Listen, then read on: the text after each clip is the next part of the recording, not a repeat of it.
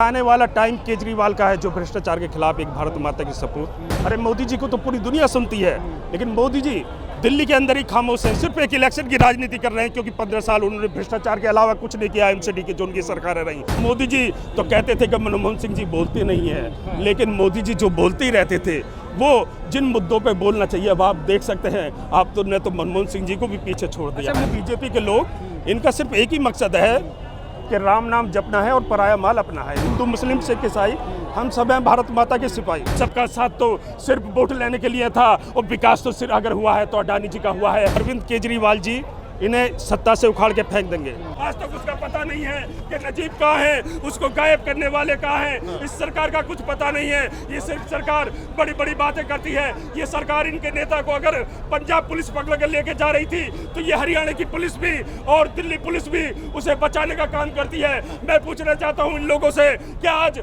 हम, जबकि WHO ने कहा कि देश में उससे भी कम से कम 10 गुने से भी ज्यादा लोग मारे गए हैं जो कोरोना के द्वारा मारे गए थे, मरी के कारण। कभी इस परिवार ने आत्महत्या कर ली, कभी उस परिवार ने आत्महत्या कर ली। मैं पूछना चाहता हूं कि ये उन परिवारों को वहां पे उन्हें रोजगार और खाना देने का काम क्यों नहीं करते हैं। मैं सिर्फ यहां से मोदी जी से और अमित शाह जी से मैं सिर्फ ये कहना चाहता हूं कि मोदी जी, अमित शाह जी, आपने वोट लेने के टाइम तो कहा था कि सबका साथ सबका विकास, लेकिन आपने वोट तो पूरे देशवासियों का ले लिया। इसमें 8% कम से कम मुस्लिम वोटरों का भी कम से कम बीजेपी को वोट मिला, 8% टोटल में से। और आपको तो मुस्लिम ने भी 8% ने वोट दिया, तो लेकिन सिर्फ सबका साथ तो सिर्फ वोट लेने के लिए था, और विकास तो सिर्फ अगर हुआ है तो अडानी जी का हुआ है। आप देख सकते हैं कि आज अडानी जी की प्रॉपर्टी संपत्तियां कितनी तेजी से ऊपर जा रही हैं, और देशवासियों को आपने एक नए आपने तो अंग्रेजों को भी पीछे छोड़ दिया है। जबकि 1857 से लेके 1947 तक हमारे महात्मा गांधी जी ने, हमारे भगत सिंह जी ने, हमारे चंद्रशेखर आजाद सिंह जी ने, हमारे अशफाक उल्लाह खां जी ने क्या इसीलिए देश के लिए कुर्बानियां दी थी कि ये लोग सिर्फ सत्ता में ही बने रहने के लिए यहाँ पे आके बैठ जाएंगे और हम आपस में लड़ाएंगे। तो मैं सिर्फ इतना कहना चाहता हूँ कि यहाँ पे ये भाईचारा बनाएं और इलेक्शन एमसीडी का कराएं। अगर दिल्ली में कहीं भी अतिक्रमण होगा तो जो नई सरकार आएगी उसे अतिक्रमण को दिल्ली वासियों से मिलकर हटाने का काम करेगी। जय हिंद, जय भारत। अतिक्रमण हटना चाहिए, लेकिन मैं पूछना चाहता हूँ कि बीजेपी के जो अध्यक्ष हैं, जबकि आप मीडिया के बंधुओं ने हमें दिखाया, हम तो उनके घर पे नहीं गए, उनके घर के बाहर दिखाया कि किस तरह से उन्होंने सीढ़ियाँ अतिक्रमण के द्वारा बना रखी हैं और किस तरह से वहाँ पे बोर्ड वहाँ सड़क पे लगा हुआ है। तो सबसे पहले तो वो अध्यक्ष जी जो इतनी बड़ी बातें करते हैं, वो सबसे पहले अपनी सीढ़ियाँ तोड़ते। अगर मेरे घर के बाहर अतिक्रमण है, मैं सबसे पहले अपना अतिक्रमण हटाऊंगा, उसके बाद में मैं कहूँगा कि मैंने अपना हटा दिया है, आप सब अपना हटाएं। मैं आपको इतने दिन का टाइम देता हूँ, अगर आप नहीं हटा पाएंगे तो फिर हम उन्हें तोड़ने के लिए आएंगे। तो दिल्ली वासी भी सबसे पहले हटाते। अरे ये दिल्ली वासी, ये देशवासी, ये तो भारत माता के लिए अपना सब कुछ निछावर कर देंगे। लेकिन मैं पूछना चाहता हूँ आज इन बीजेपी के लोगों से, जो इनके आप देख सकते हैं, इनकी किसी की भी आप संपत्ति की जांच करा लें, अगर एक कार्यकर्ता की भी संपत्ति की आप जांच कराएंगे तो उसकी कार्यकर्ता की संपत्ति भी आपको 100 गुना से ज्यादा बढ़ी हुई नजर आएगी। आदेश गुप्ता की बात कर रहे हैं आप, उनके घर के बाहर अतिक्रमण है, लेकिन उनके ही पत्र लिखने के बाद जहांगीरपुरी में बुलडोजर चलता है, उनके ही पत्र लिखने के बाद। देखिए, मेरा यही कहना है इस पर कि उनके पत्र लिखने के बाद जो बुलडोजर चलता है, आप सबसे मेरा यही कहना है कि वो सिर्फ एक इलेक्शन की राजनीति कर रहे हैं, क्योंकि 15 साल उन्होंने भ्रष्टाचार के अलावा कुछ नहीं किया एमसीडी की जो उनकी सरकारें रही। आपने देखा कि क्या दवाई घोटाला हो या 2500 करोड़ का वो घोटाला हो या हाउस टैक्स घोटाला हो, और इतने घोटाले करने के बाद भी अब उनका मकसद है कि किस तरीके से एमसीडी में हम वापस आएँ।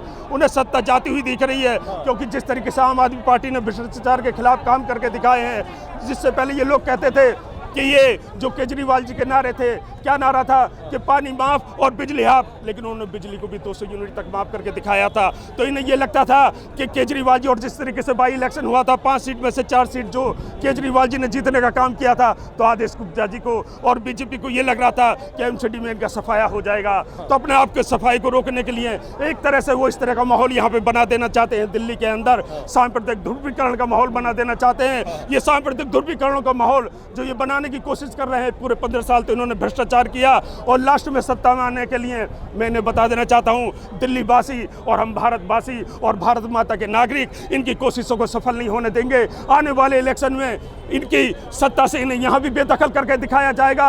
और मैं साथ ही मोदी जी से और अमित शाह जी से भी कहना चाहता हूँ कि जिस तरीके से आज कांग्रेसियों को अपने वोट ईवीएम मशीन के अंदर नजर नहीं आते हैं, ज़्यादा ये एक बार और सरकार आएगी बीजेपी की, उसके बाद ये भी अपने वोट को ईवीएम मशीनों के अंदर ढूंढते रह जाएंगे। और हमारे भारत के नागरिक बहुत तेजी से जाग रहे हैं और इनकी जमानत आने वाली। बीजेपी का लगातार आरोप लगता रहा कि अरविंद केजरीवाल पर कि अरविंद केजरीवाल रोहिंग्या मुसलमान हो या फिर बांग्लादेशी घुसपैठ, ये उनको लगातार दिल्ली में बसाने की कोशिश कर रही है, दिल्ली में बसाने की कोशिश। यही कहना है, आपने देखा जहांगीरपुरी में जिन्हें इन्होंने बांग्लादेशी बताया था, उन सब के घर पश्चिम बंगाल के अंदर नजर आए। अगर ऐसा कुछ है भी कहीं भी तो उसके लिए सेंट्रल गवर्नमेंट की एजेंसियां हैं। अरे आपको अपनी सेंट्रल गवर्नमेंट की एजेंसियों पे भरोसा नहीं है? यहाँ पे कितने नेपाली हैं, कितने बांग्लादेशी हैं, कितने श्रीलंकन हैं, कितने रोंगिया हैं, या कितने बर्मा के लोग हैं, या कितने भारतीय हैं, उन सब का पता न करने का काम उन सेंट्रल एजेंसियों का है। आदेश गुप्ता जी, ये आपका काम नहीं है। आपका सिर्फ इसके पीछे एक ही मकसद है कि हम किस तरह से आपको अपने आप को चौथी बार सत्ता में लाएं और किस तरीके से जो एमसीडी को आप खोखला कर चुके हैं उसे और ज्यादा से ज्यादा खोखला करें। एमसीडी चुनाव टालने का वजह क्या है, मकसद क्या है? एमसीडी आप देख सकते हैं कि मकसद क्या था। मकसद यही था कि किस तरीके से हम माहौल बना सकते हैं। अरे आपको माहौल बनाना है तो हम माहौल उनके लिए बनाएं जो कोरोना की वजह से हमारे कितने देशवासी मर गए, जिनके बहुत से के घरों के रोजगार चले गए। आज कितने लोग बेचारे आत्महत्या कर रहे हैं, कितने लोग तो सड़क पे आके कह भी नहीं सकते हम परेशान हैं। आप उनको मदद पहुंचाने का काम करते। इस टाइम मदद पहुंचाने की जरूरत थी। मोदी जी और अमित शाह जी लोगों से रिक्वेस्ट करते कि 10-10 रुपए हर भारतीय या 100-100 रुपए हर भारतीय इस फंड के अंदर दे, जिससे जो कोरोना से लोग मरे हैं, जो बेरोजगार हुए हैं, हम उन तक इस मदद को पहुंचाने का काम करेंगे। लेकिन मोदी जी तो कहते थे कि मनमोहन सिंह जी बोलते नहीं हैं, लेकिन मोदी जी जो बोलते ही रहते थे वो जिन मुद्दों पे बोलना चाहिए अब आप देख सकते हैं। आप तो ने तो मनमोहन सिंह जी को भी पीछे छोड़ दिया। अच्छा, मोदी जी प्रेस कॉन्फ्रेंस क्यों नहीं करते हैं? अब मैं वही तो कह रहा हूँ कि आपने मनमोहन सिंह जी को भी पीछे छोड़ दिया है। बेसिकली क्या था, यहाँ पे 2-3 दिन पहले अमानत भाई ने मीटिंग बुलाई थी, जितनी भी RW हैं यहाँ की, क्या शाहीन बाग हो या अबुल फजल हो, सुनिए सर। और मीटिंग बुलाने के बाद जो थी मीटिंग थी, और उसके बाद उस सबसे जो भी लोग थे उन सबसे उन्होंने रिक्वेस्ट करी कि अतिक्रमण अपना हटाएं। हम लोग तो खुद चाहते हैं अतिक्रमण नहीं रहना चाहिए, लेकिन अतिक्रमण ये हटाने का तरीका नहीं है। मेरा वही कहना है कि आप इलेक्शन कराएं। जो इलेक्शन आप टाल चुके हैं, इलेक्शन अप्रैल में हो जाना चाहिए था। 21 अप्रैल तक जो हमें था कि 21 अप्रैल तक इलेक्शन हो जाएगा, लेकिन अब मई के अंदर आप देख रहे हैं कि हालत क्या है। अब मुझे नहीं लगता कि ये बीजेपी के लोग, इनका सिर्फ एक ही मकसद है कि राम नाम जपना है और पराया माल अपना है। इनका सिर्फ एक ही मकसद है कि किस तरीके से हम सत्ता में अपने आप को बनाए रखें। राम के नाम पे आपने देखा किस तरह से मॉब लिंचिंग भी हो रही है ना। देखिए, मेरा मॉब लिंचिंग हो रही है तो इन सब पे कानून बनने की जरूरत है। आप मीडिया के लोग हैं, मेरा यही कहना है कि इन सबसे बोलें। हम 1 अरब 40 करोड़ भारतवासी हैं। आप देख सकते हैं उस टाइम पे इंग्लैंड सुपर पावर था। जब हम लड़े 1857 से लेकर 1947 तक, हिंदू मुस्लिम सिख ईसाई हम सब हैं भारत माता के सिपाही। जब हम मिलकर लड़े तो हमने उन्हें अंग्रेजों को जो उस टाइम सुपर पावर थी यहाँ से देश छोड़ने पे मजबूर कर दिया था।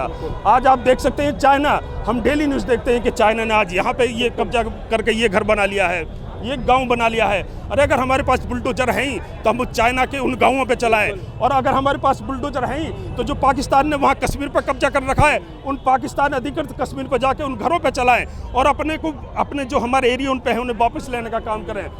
और जब अगर ऐसा नारा देंगे मोदी जी और अमित शाह जी, मैं समझता हूं कि इस देश के 1 अरब 40 करोड़, क्या वो हिंदू हो या मुस्लिम हो या सिख हो या ईसाई हो, जिस तरीके से अंग्रेजों से 1947 से पहले लड़े थे, इसी तरीके से चाइना से और पाकिस्तान से भी लड़ेंगे, भूखमरी से भी लड़ेंगे, बेरोजगारी से भी लड़ेंगे। जो आज हमारा देश विश्व गुरु कहलाता है, वो विश्व गुरु तो सच में हो ही जाएगा और सुपर पावर भी हो जाएगा। मतलब आपका कहना है कि बुलडोजर अगर चलना चाहिए तो बेरोजगारी पे चलना चाहिए, महंगाई पे चलना चाहिए, लेकिन ये मुद्दा भटकाने की कोशिश हो रही है, हिंदू मुस्लिम करने की कोशिश हो रही है। आप देख सकते हैं इसमें कोई कहने की जरूरत नहीं है। तो हर जगह चल रहा है, श्रीनिवासपुरी में चल रहा है, वहाँ हिंदू बहुल इलाके हैं।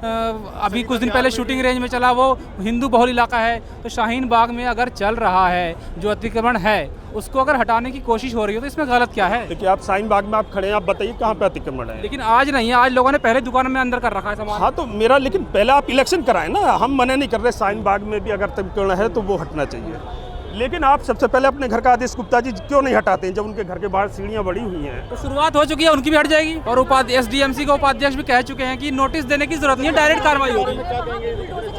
देखिए, आप इससे पहले इनके जितने भी बुलडोजर चले हैं, आप देख सकते हैं। जबकि जो जहांगीरपुरी में जो हिंसा हुई, जहांगीरपुर हिंसा के अंदर खुद उन्होंने, जो पुलिस के जो भी ऑफिसर थे, उन्होंने कहा था कि परमिशन नहीं थी उन लोगों के पास।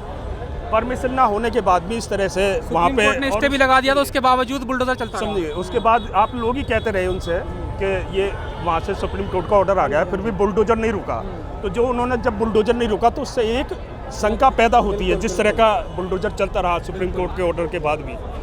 तो आप एक ऐसा भाईचारा, मेरा वही तो कहना है कि जो नई सरकार आएगी एमसीडी का, मतलब आप मानते हैं कि अतिक्रमण का बुलडोजर अतिक्रमण तो हटना चाहिए, अतिक्रमण हटना चाहिए, पूरे देश में ही हटना चाहिए, पूरे दिल्ली में क्या पूरे देश में हटना चाहिए। आपने लेकिन अतिक्रमण हटाने के लिए सबसे पहले भाईचारा और पीस, शांति सबसे पहले जरूरी है किसी भी काम करने के लिए। जब शांति नहीं होती है और भाईचारा नहीं होता है तो कभी भी वो काम हम कामयाब नहीं होते, वो काम हमेशा उलझनों के शिकार हो जाते हैं। तो बीजेपी का जिस तरह का इतिहास रहा है, आप देख सकते हैं जब से ये पार्टी बनी है, जो 2 सीट से शुरू हुई थी, उसका एक ही इतिहास रहा है कि किस तरीके से हम सांप्रदायिक जो माहौल है, डिवाइड एंड रूल, किस तरीके से हम पैदा करें और किस तरीके से आगे बढ़ें। मैं आपको बताना चाहता हूँ, मैं जामिया मिलिया इस्लामिया का जब सेक्रेटरी था 1996-97 में, तो मेरे पास एक दोस्त थे अजय, जो इंजीनियरिंग में थे। वो मेरे पास आए, वो बोले कि मैं जब पहली लाइन में आके बैठ जाता हूँ तो हॉस्टल के साथ ही मुझे उठा के बाद में आके पीछे बैठा दें। तो मैं उनके साथ गया अगले दिन, मैंने वहाँ जाके बोला कि जो भी पहले आएगा वो पहले बैठेगा और जो बाद में आएगा वो पीछे बैठेगा। तो यही बात हमारे मोदी जी और अमित शाह जी क्यों नहीं कहते? वो एक बार बोलें कि गुनहगार किसी भी धर्म का हो, किसी भी जाति का हो, किसी भी क्षेत्र का हो, गुनहगार को सख्त से सख्त सजा मिलनी चाहिए। जिस दिन ये बोल देंगे उस दिन मैं नहीं समझता कि कहीं भी इस तरह का कोई उनका अपोज कहीं भी हो। देश के प्रधानमंत्री लगातार ऐसे मामलों पे चुप्पी साधे हुए हैं। आपको लगता है कि उनकी चुप्पी दूसरों को या ऐसे कार्यकर्ताओं को, ऐसे काम करने वालों को बढ़ावा देती है? देखिए, इसमें कोई कहने की बात नहीं, आप सब समझदार हैं। अगर वो चुप्पी नहीं साधते, जबकि 108 से ज़्यादा लोग जो IAS IPS जो ऑफिसर थे, जो भारत सरकार में अलग अलग पदों पे बड़ों पे रहे, उन सब ने लेटर भी लिखा कि मोदी जी आप बोलें। अगर मोदी जी अगर 2 लाइन भी बोल देंगे, अरे मोदी जी को तो पूरी दुनिया सुनती है, लेकिन मोदी जी दिल्ली के अंदर ही खामोश हैं। दिल्ली के अंदर उन्हें कहना चाहिए था मोदी जी को कि आपने 3 बार MCD चला रही, अभी MCD का इलेक्शन होने दीजिए, उसके बाद जो भी सरकार आएगी वो देखेगी कि अतिक्रमण कहाँ पे है, वो अपने आप हटाने का काम करेगी, लोगों से बातचीत करेगी और उसके बाद अतिक्रमण हटाएगी। लेकिन जहांगीरपुरी में जो हिंसा हुई उसके बाद ही SDMC हो या फिर MCD लगातार अतिक्रमण अभियान चला रही है। जहांगीरपुरी हिंसा के बाद ही आखिर क्यों? देखिए, जहांगीरपुर हिंसा के बाद उन्हें लगता है कि हमें एक माहौल मिला है अपने सांप्रदायिकता की तलवार को धार देने का। लेकिन मैं कहना चाहता हूँ यहाँ से बीजेपी के लोगों को कि बीजेपी के लोग कितने भी यहाँ डिवाइड एंड रूल अंग्रेजों वाली नीति पे चले, उनकी अंत की शुरुआत हो गई है। वो जिस तरीके से कांग्रेस आई वाले 70 साल तक सोचते थे, 60 से आपने देखा जब 60-65 साल तक उनकी सरकारें रहीं कि हम कभी नहीं जाएंगे, तो ये इनकी अंत की शुरुआत हो गई है। दिल्ली में इनकी हार हुई है, पंजाब में हुई है, और इन्हें पता है कि आने वाला टाइम केजरीवाल का है, जो भ्रष्टाचार के खिलाफ एक भारत माता की सपूत सामने आके डट के खड़े हो गए हैं। तो अरविंद केजरीवाल जी इन्हें सत्ता से उखाड़ के फेंक देंगे और आप देखिएगा ये एक बार और इलेक्शन जीतेंगे। मैं आपसे कहना चाहता हूँ जो इलेक्शन होगा अभी एक बार और ये जीतेंगे, लेकिन उसके बाद में जिस तरीके से कांग्रेस के लोग अपनी वोटों को ढूंढते घूमते हैं, इसी तरीके से ये भी आप देखिएगा आने वाले 5-10 साल बाद बीजेपी के लोग भी बोलेंगे कि हमारी वोट कहाँ गए, हमारे वोट कहाँ गए। अरे जब तुम काम नहीं करोगे, लोगों को पानी पे काम नहीं करोगे, भुखमरी पे काम नहीं करोगे, रोजगार पे काम नहीं करेंगे। आज आप ऑल इंडिया के अंदर जाके देखें कितने लोग डॉक्टर के पास तक नहीं जा पाते हैं, जिन्हें इलाज भी नहीं मिल पाता, जो डॉक्टर को भी नहीं दिखा पाते हैं, वो बाहर ही अपना दम तोड़ देते हैं। तो आप काम करें कि अच्छी हेल्थ कैसे मिले, आप एजुकेशन पे काम करें। एजुकेशन दिन पे दिन महंगी होती जा रही है। गरीब का बच्चा कल किस तरह से पढ़ पाएगा, है? गरीब का बच्चा किस तरीके से पढ़ पाएगा? आप जो कॉर्पोरेट घरानों को जो एजुकेशन देते जा रहे हैं, एजुकेशन सस्ती करें और आप हेल्थ की जो है सस्ती और अच्छी सुविधाएं दें। अगर आप नहीं देंगे, पानी के लोगों को व्यवस्था करें, रोजगार की करें। अगर आप नहीं देंगे तो ये जो आप सांप्रदायिकता का ये ध्रुवीकरण का माहौल कर रहे हैं, ये कब तक आप करेंगे? आज नहीं तो कल हम सब मालूम है कि हम सब हैं हिंदू, मुस्लिम, सिख, ईसाई, हम सब हैं भारत माता के सिपाही। और जब हम चारों जब एक हो जाएंगे तो वो तो अंग्रेज आपने देखा 1947 से पहले कैसे दुम दबा के भागे थे। और इनकी पार्टी में तो अपना कुछ है भी नहीं, कोई इन्होंने कांग्रेस से ले लिया है, कोई समाजवादी से ले लिया है, कोई BSP से ले लिया है। तो इनके नेता तो सबसे पहले जब देखेंगे, ये तो सिर्फ जब तक सत्ता है, जब तक ये इनके नेता हैं, जिस दिन सत्ता जाएगी इनके नेता अपने आप वहाँ से। बुलडोजर में बात करते हैं। बुलडोजर नीति के तहत उत्तर प्रदेश में 2 मदरसों को ढाया गया है। अभी कुछ दिन पहले ही 2 मदरसों पे बुलडोजर चला, उस पर क्या कहेंगे आप? देखिए, मदरसा हो, या मस्जिद हो या मंदिर हो या गुरुद्वारा हो, अगर वो वैध हैं, कानूनी तौर से वैध हैं, तो उन पे कहीं भी कार्रवाई नहीं होनी चाहिए। लेकिन ये कौन देखेगा?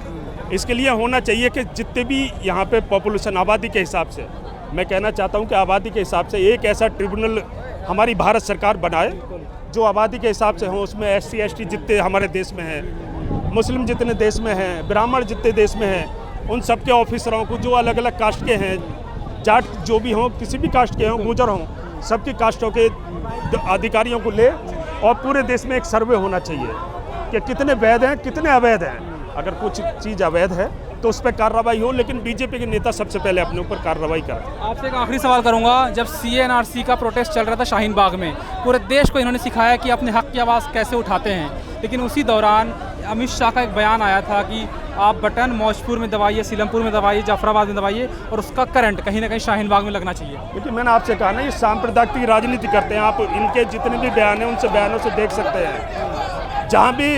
और मेरा यही कहना है कि सरकार किसी एक की नहीं होती है। वोट आपको किसी ने दिया नहीं दिया, जबकि आपको तो मुसलमानों ने भी 8% ने वोट दिया है। बीजेपी को आप देख सकते हैं 8%, ये खुद ही कहते हैं कि 8% हमें वोट बीजेपी को मुसलमानों का मिलता है। अगर आपको 8%, 92 ने दूसरी पुणे दिया है पार्टियों को, समझ गए? मैं तो कहना चाहता हूँ कि आपको वोट जिसने दिया, सरकार का क्या मतलब होता है कि सरकार उसकी भी उतनी ही होती है जिसने वोट दिया, और जिसने वोट नहीं दिया सरकार उसकी भी इतनी बराबर की होती है। तो ये सबका साथ, सबका विकास लेके काम कर रहे हैं। उत्तर प्रदेश के चीफ मिनिस्टर कहते हैं कि भाई मुसलमानों की वोट की ज़रूरत नहीं है, हमें अगर देना चाहे तो दे दें। देखिए, योगी जी कहते हैं कि हमें, लेकिन योगी जी ने भी, आपने देखा जो शपथ ली थी, शपथ में क्या कहा था? मैं शपथ लेता हूँ ईश्वर के नाम से। अब देखिए, उन्होंने जो शपथ ली थी उस लाइन पर आप गौर करिए। उन्होंने कहा था मैं शपथ लेता हूँ ईश्वर के नाम से। ईश्वर अल्लाह तेरे नाम सबको सम्मति दे भगवान। हमसे बात करने के लिए बहुत बहुत शुक्रिया। तो ये थे शाहीन बाग के वासी जिन्होंने तमाम मुद्दों पे अपनी बात रखी और जायज़ मुद्दों पे बात रखी, और इनका यही कहना है कि सिर्फ शाहीन बाग में बुलडोज़र नहीं चलना चाहिए। दिल्ली में जहाँ भी अतिक्रमण, चाहे वो बीजेपी प्रदेश अध्यक्ष आदेश गुप्ता के घर के बाहर हो या किसी भी नेता के, बड़े नेता के घर के बाहर हो, वहाँ भी बुलडोज़र चलना चाहिए। ये सिर्फ शाहीन बाग को बदनाम करने की कोशिश हो रही है। आप देखते रहिए नेटवर्क न्यूज़, मैं हूँ आपके साथ असरार अहमद। आप देख रहे हैं नेटवर्क न्यूज़, साहस सच कहने का।